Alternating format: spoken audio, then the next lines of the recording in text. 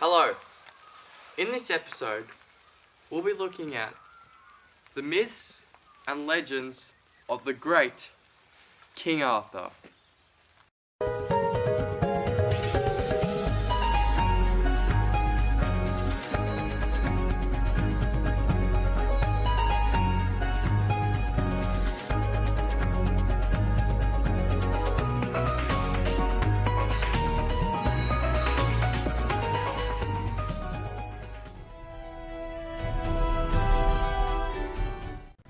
Once upon a time, there lived the greatest hero we have ever known. He was raised by Llewellyn, the wise wizard. He pulled a sword out of a stone and became the king of the Britain. He married Guinevere. He rode his horse out of Camelot, wielding his mighty sword, the Excalibur.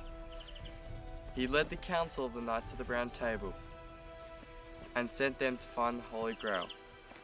Like many others, he was betrayed by Sir Lancelot, who was after the love of Guinevere. Nephew Mordred, the son of the half-wicked sister, who mortally wounded him in battle. We know him as King Arthur.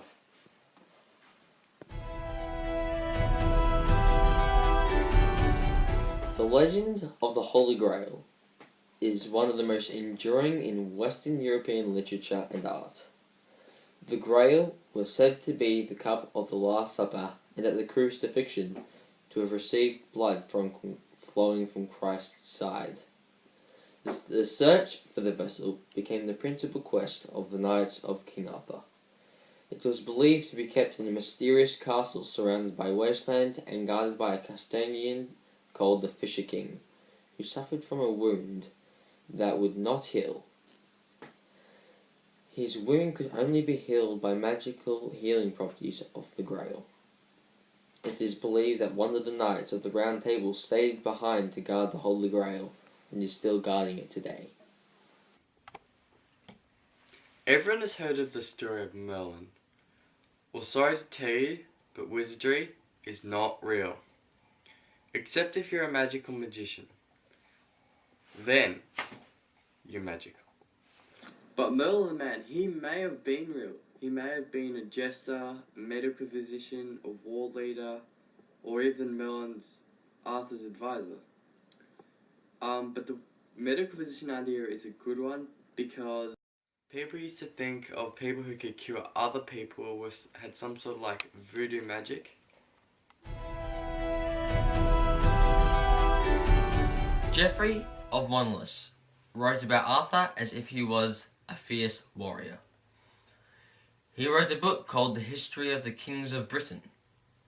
It was the climax of the British-Welsh history, when the Welsh Empire was at its max. Here, Arthur defeats the Saxons and nearly destroys the Roman Empire. He had almost conquered all the kingdoms of the North Sea. Camelot is thought to be at Cadbury Castle Hill, where an old archaeological dig shows the remains of an old fort. This definitely belonged to a powerful ruler. Arthur is well known for defeating the Saxons and driving them out of England. The Battle of Badon is where a heroic man led an army to fight the Saxons. Many monks wrote about the Battle of Badon. Two of the papers that the monks wrote were... Goliath wrote, "After a time, when cruel plunders had gone home, God gave strength to those survivors. Their leader was Ambrosius Aurelius, a gentleman who perhaps alone of the Romans had survived the shock of the storm.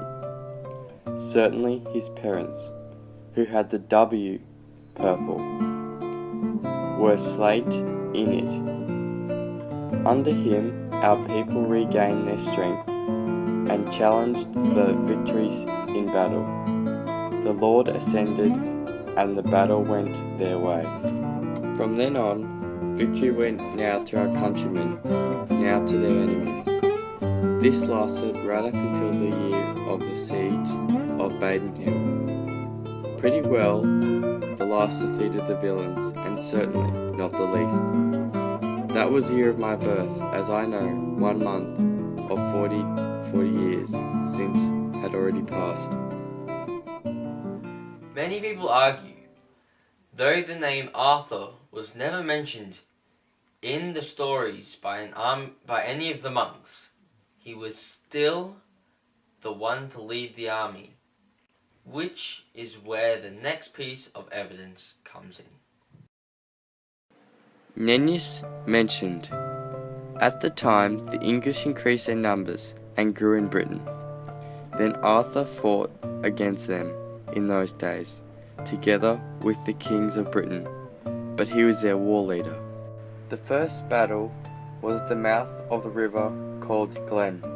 The second, third, fourth and fifth battle were on another river called Douglas, which is in the country of Lindsey. The sixth battle was on the river called Bass. The seventh battle was in Cleridon Forest, that is the Battle of Cleridon Coed. The eighth battle was in Guinean Fort, and in it Arthur carried the image of the Holy Mary, the everlasting Virgin, on his shield, and the heathen were put to fight on that day, and there was a great slaughter upon them, through the power of the Lord Jesus Christ. In the name of the Lord, we must defeat thy Saxons! Ah!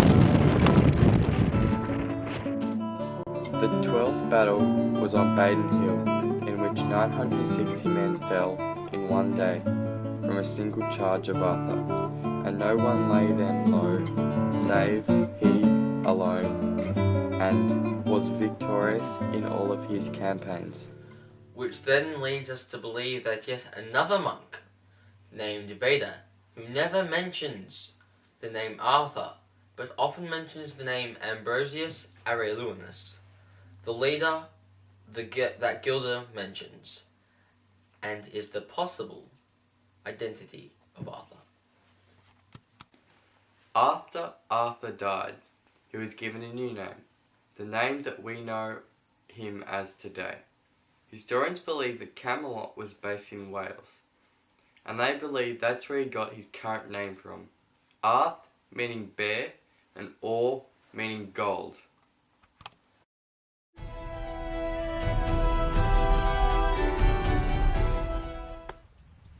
So the question still remains, did he or didn't he exist?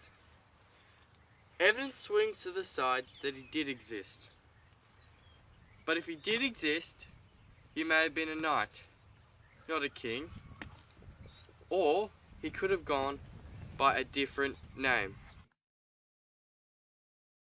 No matter who Arthur was then, today he is the greatest ruler England has ever had. Sadly, that is the conclusion of another great episode. Please tune in next week as we'll be talking about the myths and legends of the famous Robin Hood.